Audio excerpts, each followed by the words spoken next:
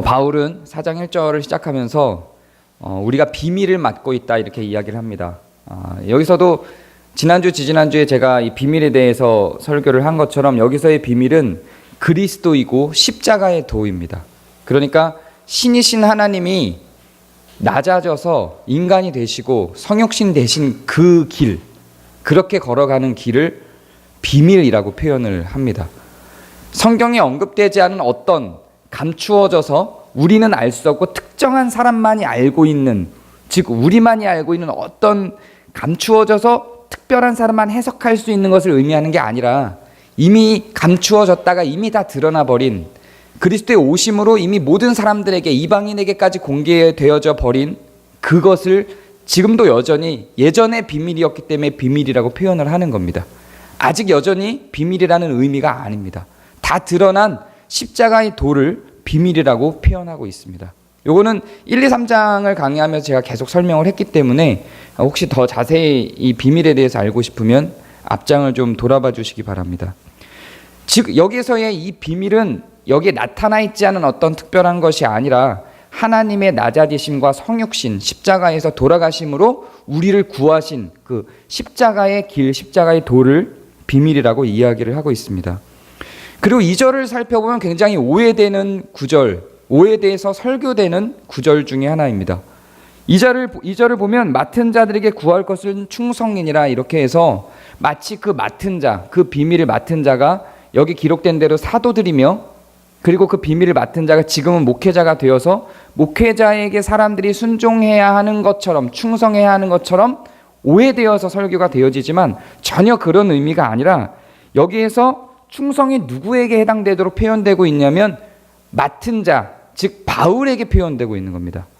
그래서 이 비밀을 맡은 자들에게 구할 것은, 이 맡은 자들에게 필요한 것은, 이 맡은 자들이 갖고 있어야 할 것은 충성이니라 이렇게 이야기를 하는 겁니다. 이 맡은 자들, 즉 사도들을 향하여 성도들이 가져야 될 것은이 아니라 이 비밀을 맡은 자, 사도들, 설교자가 갖고 있어야 할 것은의 의미입니다. 그러니까 성도들을 향해서 충성을 요청하는 게 아니라 내가 충성되어야 한다라고 이야기를 하고 있는 내용입니다. 그래서 맡은 자들에게 구할 것은 충성이니라 라고 표현하며, 여기서의 충성이라는 단어도 혹시 영어본을 갖고 있는 사람들은 보면 아시겠지만 트러스트로 나옵니다. 신뢰입니다. 맡은 자들이 갖고 있는 것, 즉 설교자가 갖고 있는 것은 하나님에 대한, 비밀에 대한 신뢰입니다. 다른 것으로 요동하지 않겠다는 어떤 각오에 대한 이야기입니다.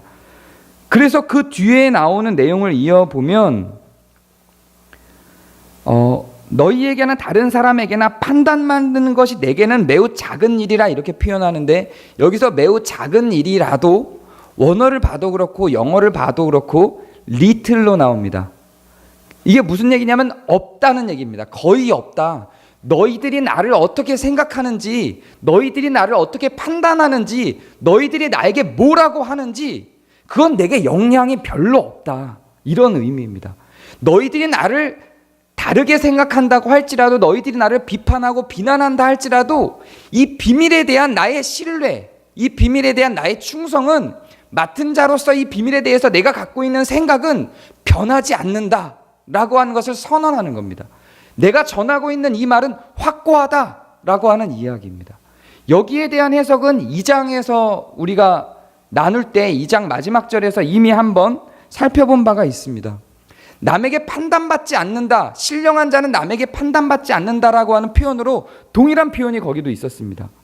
신령한 자들은 남에게 판단받지 않는다라고 하는 것이 그때 설명하기를, 내가 남들이 뭐라고 판단해도 내 고집을 지키겠다라는 의미가 아니라 그 세상의 기류, 잘난 사람들에게 붙어 먹어야만 하는, 그래서 사람들은 힘을 갖고자 하는 너희들의 그 생각, 그 생각에 내가 영향받지 않겠다라고 표현하는 내용이었다라는 것을 그때 2장 설명할 때 설명한 적이 있습니다. 같은 내용입니다. 너희들이 판단하는, 나를 판단하는 그 판단이 내게는 미비하다, 별로 큰 영향을 미치지 않는다, 이것은 확고하다라고 이야기를 하면서 전개시키고 있는 것입니다. 그리고 이것을 판단할 분은 오직 하나님이시다 라고 하면서 지금 바울이 주장하고 있는 것이 오직 하나님께 기대 있으며 어떤 측면에서는 좀 아집과 고지처럼 들릴 수도 있으나 나는 이 하나님의 음성만 듣겠다라고 하는 확고한 결정을 이야기하고 하고 싶은 말을 시작합니다. 자, 이제 어떤 말을 바울은 하고자 합니까? 이렇게 확고한 자기의 의지를 피력하고 어떤 말을 바울이 하고자 합니까? 바울이 당당하게 이렇게 표현합니다. 이런 표현들이 바울에게 굉장히 많이 나타나는데 어떻게 이렇게 당당하게 이런 표현들을 할 수 있는지 모르겠습니다. 형제들아, 내가 너희를 위하여 이 일에 나와 아볼로를 들어서 본을 보였으니, 이렇게 본을 보였다고 합니다. 그리고 끝으로 가면 나를 본받으라라는 표현까지 나오죠. 무엇을 본을 보였다는 이야기입니까? 지금 우리가 뭘 설명하고 있죠? 이 사장만 툭 떨어뜨려 놓고 이야기하면 안 됩니다. 그러면 새로운 해석들이 나와요. 이건 1, 2, 3장에서 이어져 오는 겁니다. 1, 2, 3장은 계속해서 대비시키죠. 뭘요? 분열시키는 자, 교만한 자, 그래서 자기의 주장만을 일삼는 자, 남들을 무시하고 서서 자기의 지혜와 지식만이 옳다고 말하는 자와 연합시키는 자, 나를 내려놓고 낮아진 자, 겸손한 자로 대비되는, 그래서 연합을 위해서 자기를 희생하고 내려놓는 자, 이 두 개의 대비가 계속해서 나타났죠. 끊임없이 계속해서 1, 2, 3장에 걸쳐서 이 두 개를 계속 비교하고 있습니다. 여기에서 아볼로와 나를 본받으라라고 하는 이 말은 뭐냐면 이들은 그렇게 연합하고 있다는 이야기입니다. 분명히 바울하고 아볼로는 다릅니다. 둘은 다투기도 했습니다. 아볼로와 바울이 달라서 다툰 장면들까지 성경에 등장하기도 합니다. 그러나 그들은 그렇게 해서 서로를 욕하며 갈라지지 아니하고 그들이 하나된, 다름에도 불구하고 끊임없이 같이 가는 모습들을 보여줍니다. 그 모습을 이야기합니다. 그래서 아볼로와 내가 너희들에게 본을 보였다라고 이야기를 합니다. 그리고 어떤 본을 보였는지 계속해서 설명을 해냅니다. 내가 너희들에게 본을 보였다, 나를 본받으라고 말을 하면서 이제는 너희들을 책망하는 내용들이 나옵니다. 누가 너를 남달리 구별하였느냐? 누가 너희들을 특별한 사람이라고 이야기를 했느냐? 왜 너희들은 너희 스스로가 특별하다고 생각을 하느냐? 라고 말하면서 8절에 이렇게 이야기합니다. 너희가 이미 배부르며 이미 풍성하여, 너희가 이미 배부르며 이미 풍성하여 우리 없이도 왕이 되었도다. 우리가 너희와 함께 왕노릇하기 위하여 참으로 너희가 왕이 되기를 원하노라. 이 해석에 대한 주석을 보기 위해서 제가 주석을 10개를 살폈습니다. 굉장히 많은 시간을 여기에 투자할 수밖에 없었어요. 굉장히 애매한 해석입니다. 흐름상 너무 말이 맞지 않아요. 이 8절 앞부분에서는 욕을 하는 거예요. 혼을 내고 있습니다. 너희가 이미 배부르며 이미 풍성하며 우리 없이도 왕이 되었도다. 혼을 내고 있는 거예요. 그런데 그 뒤에 우리가 너희와 함께 왕노릇하기 위하여 참으로 너희가 왕이 되기를 원하노라. 뭔가 맞지 않죠. 뭔가 맞지 않아요. 근데 제가 주석을 늘 3개를 참고합니다. 개혁주의 주석과 근본주의 주석과 자유주의 주석을 참고합니다. 그래서 이 3가지 입장들을 다 살펴보고 저는 대체로 개혁주의 입장에서의 결론을 내리죠. 그런데 이거는 이 3 주석이 다 제가 납득하기 힘든 결론을 내리더라고요. 대부분의 이 3 주석이 어떻게 설명을 끌고 가고 있냐면 혼을 분명히 냈어요. 우리 없이도 너희들이 왕이 되었도다라고 할 때 이 왕이 되었도다는 이 땅에서 잘난 척하고 있는 교만한 왕을 일컫는 것이고, 그 뒤에 우리가 너희와 함께 왕노릇하기 위하여 참으로 너희가 왕이 되기를 원하노라 라고 하는 이 왕은 천국에서 진실된 왕노릇하는 것이다 라고 하는 해석이 지배적인 해석이에요. 제가 평소에 보는 신뢰할 만한 3가지 주석이 다 이렇게 해석을 하더라고요. 근데 여러분이 봐도 좀 이상하지 않나요? 이 해석을 가기 위해서 이 본문에서 우리는 해결할 수가 없고 반드시 그 해석하는 사람들이 말을 빌려야만 하는 거예요. 그럴 경우는 문제가 있는 겁니다. 그래서 제가 평소에 보지 않는 다른 많은 해석들을 찾아봤어요. 근데 평소에 보지 않는 해석들 속에서 특히 천주교에서 해석하고 있는 해석본에 저는 동의를 합니다. 물론 지금 제가 설명한 것처럼 제가 평소에 보는 이 해석들의 방식대로 여러분이 해석을 해도 큰 무리는 없다고 생각합니다. 그런데 본문의 흐름에 분명히 이상한 느낌은 드는 거예요. 그래서 천주교 주석을 비롯한 몇몇 주석들에서는 어떻게 설명하냐면 이건 혼내고 있는 거다, 비꼬고 있는 거다라고 해석을 합니다. 너희가 이미 배부르며 이미 풍성하며 우리 없이도 왕이 되었도다 자, 우리가 너희와 함께 왕 노릇하기 위해서 니네 한번 왕 한번 돼봐라. 이러고 이렇게 혼을 내면서 비꼬고 있는 것으로 해석을 합니다. 이게 맞다고 생각합니다. 저는 물론 다르게 해석하셔도 큰 무리는 없지만 저는 이게 맞다고 생각합니다. 그래서 공동번역, 천주교와 개신교가 같이 번역을 한 성경 공동번역을 보면 이렇게 나와 있습니다. 여러분은 벌써 배가 불렀습니다. 벌써 부자가 되었습니다. 우리를 제쳐놓고 벌써 왕이 되었습니다. 여러분이 정말 왕이 되었으면 좋겠습니다. 그러면 여러분과 함께 우리도 한번 왕 노릇 해볼 수 있지 않겠습니까? 이렇게 번역을 하고 있습니다. 그래서 공동번역이 지금 우리가 보고 있는 개역개정보다 제 생각에는 훨씬 더 가까운 번역이라고 생각합니다. 그리고 정말로 헬라어를 제대로 공부하시는 분들이 해놓은 원어 중심의 주석은 제가 지금 해석한 방법대로, 그리고 천주교에서 해놓은 방식과 공동번역에 있는 번역대로 그렇게 끌고 가는 내용들이 더 많이 있습니다. 그래서 저는 이런 관점에서 앞으로 지금 오늘의 설교도 좀 전개시켜 나가고자 합니다. 바울은 계속해서 책망을 합니다. 너희들은 계속해서 그렇게 잘난 척하고 왕처럼 행동하고 너희들이 다 맞고 너희들이 다 옳은 것처럼 행동하고 있지. 그런데 우리를 한번 봐라. 내가 생각하건대 하나님의 사도인 우리를 죽이기로 작정된 자같이 끄트머리에 두셨고 우리는 세상 사람들의 구경거리가 됐다. 놀림거리가 돼 있다. 이렇게 이야기를 합니다. 그러면서 그들과, 즉 그렇게 잘난 척하고 있고 그 잘난 지혜를 근거로 파당을 만들어서 다른 사람들을 욕하고 약한 사람들을 혼내고 자기들이 옳다라고만 주장하는 그 교만하여 왕노릇하고 있는 고린도 교회의 파당들을 향해서 이렇게 이야기를 합니다. 우리는 그리스도 때문에 어리석으나 너희들은 그리스도 안에서 지혜롭다. 칭찬이 아니에요. 다 비꼬고 있는 겁니다. 우리는 약하나 너희는 강하다. 그리고 너희는 존귀하나 우리는 비천하다. 바로 이 시각까지 우리는 줄이고 목마르고 헐벗었고 매맞고 정처가 없었다. 갈 데가 없었다. 또 수고하여 친히 손으로 일을 하며 모욕을 당하고 박해를 받았다. 비방을 받았다. 우리가 지금까지 세상의 더러운 것과 만물의 찌꺼기 같이 되었다. 이렇게 자기들 스스로를 묘사합니다. 내가 너희를 부끄럽게 하려고 이것을 쓰는 것이 아니라 오직 너희를 사랑하는 자녀같이 권하는 것이니 잘 들어라.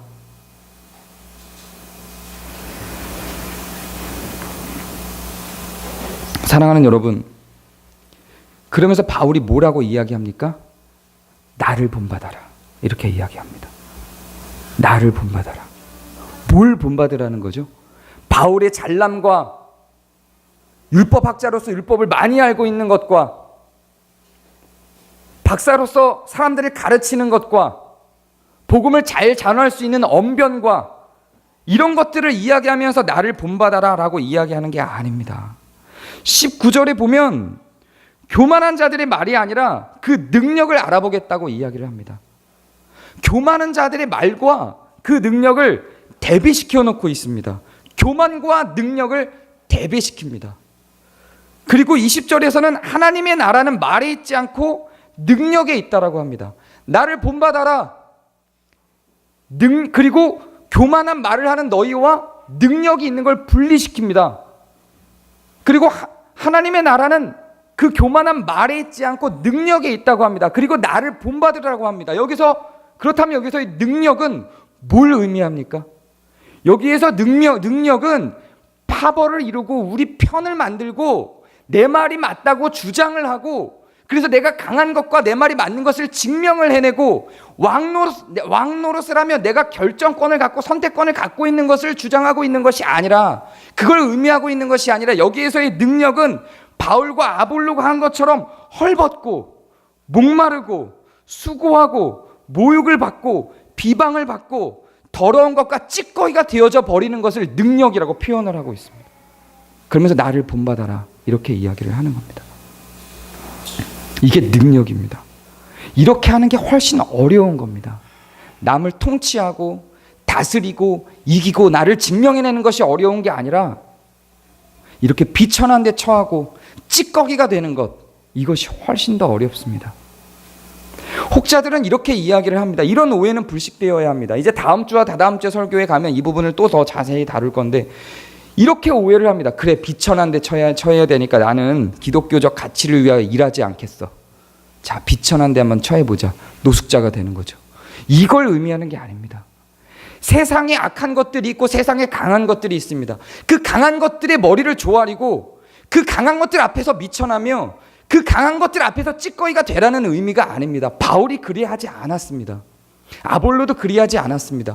오히려 있는 것들과 있는 자들 앞에서는 당당하며 자신들이 할 말을 하고 소리를 쳤습니다. 회개하라고 부르짖었습니다. 오히려 세상 속에 있는 강한 것들과 악한 것들 속에서는 담대하고 당당해야 합니다. 그것들을 고쳐야 하며 그것들 앞에서 담대히 서서 싸워야만 하는 것들입니다. 악함 앞에서는, 강함 앞에서는 우리는 우리의 목소리를 내야 하고 그 불의한 것들을 정의롭게 바꾸기 위하여 소리를 내야 하는 것입니다. 그것이 맞는 것입니다. 그러나 지금 이야기하고 있는 바울의 얘기는 너희들 교우들끼리, 너희들 형제들끼리, 너희들 가족들끼리 그 안에서 비천하며 찌꺼기가 되라는 겁니다. 그 안에서 져도 된다는 겁니다. 아니, 지는 게 더 맞다는 이야기입니다. 그 안에서 낮아지라는 이야기입니다. 밖에서 악한 것들 앞에서 머리를 조아립니다. 강하기 때문에요. 강한 것들 앞에서 집니다. 비천합니다. 그리고 집에 들어와서 나보다 약해 보이는 아내와 자녀에게 혹은 남편에게 혹은 나보다 약해 보이는 내가 밟아도 될 것만 같은 사람들에게 분노하며 그들 앞에서 왕이 됩니다. 이것이 인간입니다. 이것이 어쩌면 지금 한국 교회의 선택과 모습일지도 모른다는 생각을 합니다. 교회를 왜 다닙니까? 우리는 하나님을 왜 믿습니까? 왕자리에 서기 위함이 결코 아닙니다. 만약에 그것을 주장하고 있는 것이라면 그리스도가 십자가에서 죽지 않으셨겠죠. 이스라엘 백성들이 원하는 것처럼 왕으로 오셨겠죠. 그리고 강한 권력으로 통치하여 사람들을 휘잡고 그들이 그리스도 앞에 무릎 꿇게 만들었겠죠. 그런데 그렇게 하지 아니하고 십자가의 도를 실현하였습니다. 그리고 나를 본받아라. 나와 같이 십자가를 져라. 내가 너희를 사랑한 것 같이 너희도 서로 사랑하라고 가르칩니다. 하나님 편에서는 그런 것들이 없습니다. 그런 건 우리가 쉽게 표현할 때 능력이라고 표현하는 그 능력은 능력이 아닙니다. 여러분이 사랑하는 그 사람들을 위해서, 지금 옆에 있는 여러분들의 교우들을 위해서, 집에 있는 식구들을 위해서, 여러분의 친구들을 위해서, 아내와 남편들을 위해서, 여러분의 자녀들을 위해서 찌꺼기같이 되십시오. 그리고 정처 없이 수고해 주십시오. 그들을 위해서 헐벗으시고 그들을 위해서 목마르십시오. 거기에 행복이 있는 겁니다. 거기에 복이 있습니다. 그것을 통해서 우리가 복을 누리고 기쁨을 누립니다. 세상은 물론 반대로 가르칩니다. 아니, 반대로 살아가야 세상을 이기고 성공할 수 있는 것이 분명히 맞습니다. 악한 자들 그리고 강한 자들 앞에서는 굽신대는 것이 맞고 비천해지고 약해지는 것이 맞습니다. 그리고 약한 자들을 이용하며 그들 앞에서 내 힘을 과시하는 것이 맞죠. 그렇게 해야 승진도 하고 그렇게 해야 회사도 잘 돌아갈 것입니다. 그렇게 해야 남들에게 내가 인정받을 것입니다. 그것이 세상을 살아가는 방식이 맞습니다. 우리 예하는 아프리카에서 살다가 작년에 5학년으로 처음 한국에 학교에 왔습니다. 처음에 저는 굉장히 고민을 많이 하고 걱정을 많이 했어요. 얘가 과연 저 들판에서 뛰어놀고 동물들하고 같이 놀고 아프리카 친구들하고 전혀 학교도 없는 곳에서 그렇게 놀다가 한국에 와서 적응을 해낼 수 있을까? 한국 사회에 왕따를 시키는 문화, 약한 사람들을 괴롭히는 그 문화 속에 적응을 해낼 수 있을까? 처음에는 왕따 비슷한 게 있었어요. 처음에 왕따 비슷한 게 있었고 좀 돌려나기도 하고 그것 때문에 너무 힘들어하기도 했습니다. 그런데 곧 적응을 해서 이제는 아이들이 욕하는 것에 같이 동참해서 아무렇지도 않게 그 아이들이 욕하는 그 대상을 얘와도 같이 욕하고 있는 것을 제가 목도를 했어요. 깜짝 놀랐죠. 그래서 제가 보니까 그걸 물어보니까 그게 문제인지를 몰라요. 그걸 잘못했다고 생각하지 않아요. 그 아이가 정말 악한 애예요. 예전에 한때는 그 아이와 함께 놀기도 했었어요. 친구들이 없을 때 걔하고 같이 놀기도 했었어요. 그런데 이제 친구들이 많아지고 친구들이 다 걔 욕을 하니까 같이 걔 욕을 하고 걔를 악으로 지정하는 것이 얘와 본인에게도 맞는 걸로 인식이 되는 거예요. 거기서 죄책감을 느끼지 못해요. 거기서 깜짝 놀랐습니다. 그래서 혼을 내고 교정하여 바로 잡기는 했습니다. 그러나 그렇게 그냥 너무 쉽게 익숙해져 버리는, 물론 그렇게 욕먹는 아이에게 어떤 일정 부분의 문제가 있기도 했던 듯 보여요. 사람들이, 아이들이 그렇게 그 아이를 왕따시키는데 이유가 있겠죠. 그런데 그 과정 속에서 아무런 죄책감 없이 그렇게 해내고 있는 이 아이를 보면서 저도 너무 놀란 거예요. 얘아도 마찬가지로 놀란 거죠. 저하고의 대화를 통해서 얘아도 문제가 뭔지를 발견한 거예요. 뭐가 문제구나. 자기한테 어떤 문제가 있었구나를 발견한 거죠. 세상을 살아가면 정말로 우리도 분별력을 완전히 다 잃어버려요. 그래서 약한 것을 누르고 내가 사랑하고 아껴야 되는 내 가족들을 핍박하고 그것이 정당하게 내게 여겨지고 오히려 내가 세상 속에서 성장하고 성공하기 위하여 더 강하고 악한 것들 앞에서는 오히려 빌붙고 그것들을 내 편으로 받아들이는 것이 너무도 자연스러운 우리의 생활 패턴이 되어 있는 부분들이 있습니다. 나는 잘 못 느낄 수 있어요. 그 삶 속에서. 한국교회는 저는 지금 고스란히 이 모양을 그대로 갖고 있다고 생각해요. 그것은 능력이 아닙니다. 너무 쉬운 길이에요. 좁은 문이 아닙니다. 좁은 문은 좁은 길이 아닙니다. 좁은 길, 좁은 문이라고 성경에서 이야기하고 있는 것은 구원에 대한 게 아니에요. 구원에 대한 건 우리가 생각하는 것보다 굉장히 넓어요. 그것은 구원받은 자가 살아가는 방식과 살아가는 길을 이야기하고 있습니다. 성도가 성도답게 지금 바울이 얘기한 대로 살아가는 이 방법이 너무 어려워요. 결코 쉽지 않습니다. 좁은 길이에요. 좁은 문이에요. 이게 훨씬 어렵습니다. 이 어려운 걸 해내는 게 능력입니다. 여러분이 능력 있는 분들이 되기를 바랍니다. 한때는 제가 이렇게 기도하기도 하고 지금도 이렇게 기도하기도 합니다. 여러분이 잘 먹고 잘 살고 떵떵거리고 살았으면 좋겠어요. 그 마음이 없는 거 아니에요. 정말 그 마음이 없는 거 아니에요. 여러분들과 상담을 하고 대화를 하고 만나고 여러분들의 사업에 힘들고 회사에서 힘들고 하는 일들을 보면 정말로 내 마음속에서 그런 기도가 나와요. 이 사람들의 사업과 이 사람들의 직장에서의 문제가 다 해결되고 이 사람들을 괴롭히던 것들이 다 해결되고 정말 이 사람들이 돈을 많이 벌고 부자가 되고 권력을 얻어서 정말 잘 먹고 잘 살며 떵떵거리며 살았으면 좋겠다. 그리고 정말로 저는 그렇게 기도를 해요. 그러나 그렇게 기도를 하고 그런 바람은 제게 있으나 그렇게 가르칠 수는 없는 겁니다. 그렇게 전할 수는 없는 거예요. 왜냐하면 성경이 그것을 가르치지 않고 있기 때문에, 그리고 그 안에 참 행복이 있다고 보지 않기 때문에, 그 안에 정말로 참 기쁨이 없다는 것을 알고 있기 때문에 정말로 저는 그것을 바랍니다. 여러분들이 그렇게 되기를. 그러나 거기에는 길이 없어요. 복이 없어요. 기쁨이 없습니다. 그것을 향해서 우리가 분명히 달려가야 될 것은 분명하나 여러분의 선택의 기로와 삶의 목적 속에는 그것이 있어서는 안 됩니다. 비천해지셔야 합니다. 지셔야 하고 작아지셔야 합니다. 찌꺼기가 되셔야 합니다. 여러분 아내 앞에서, 여러분의 자녀 앞에서, 이 교우들 사이에서 찌꺼기가 되셔야 합니다. 정처 없는 수고 속으로 들어가셔야 합니다.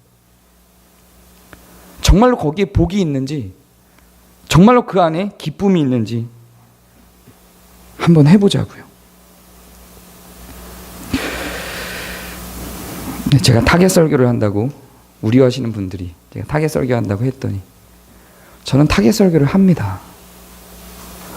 여러분들에게 설교하는 겁니다. 제가 무슨 이명박에게 설교를 하겠습니까? 오정현에게 설교하겠습니까? 그들이 제 설교를 듣지도 않습니다.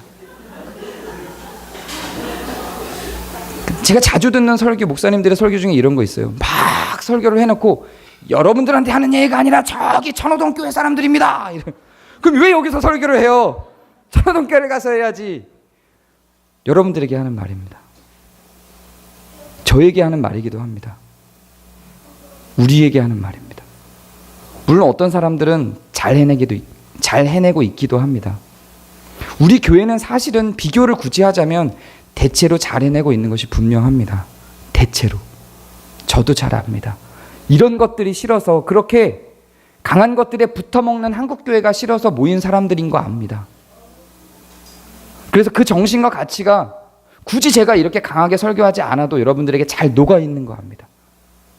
그래도 혹시 우리의 생각의 사각지대 속에서, 그래도 혹시 우리의 문화의 사각지대 속에서 어느덧 우리도 비판하는 그 대상들처럼 또 이렇게 가고 있지는 않는지 되새겨볼 필요는 분명히 있다고 생각합니다.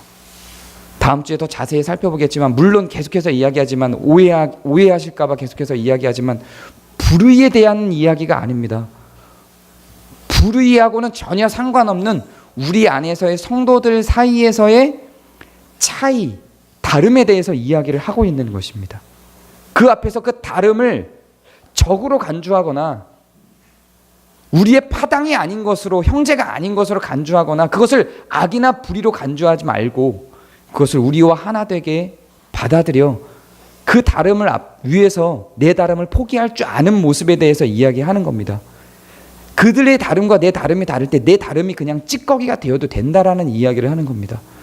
또 그런데 이렇게 이야기하다 보면 이렇게 주장하시는 분들도 있습니다. 목사님, 저는 그렇게 찌꺼기가 되려고 했는데 쟤는 그렇게 안 해요.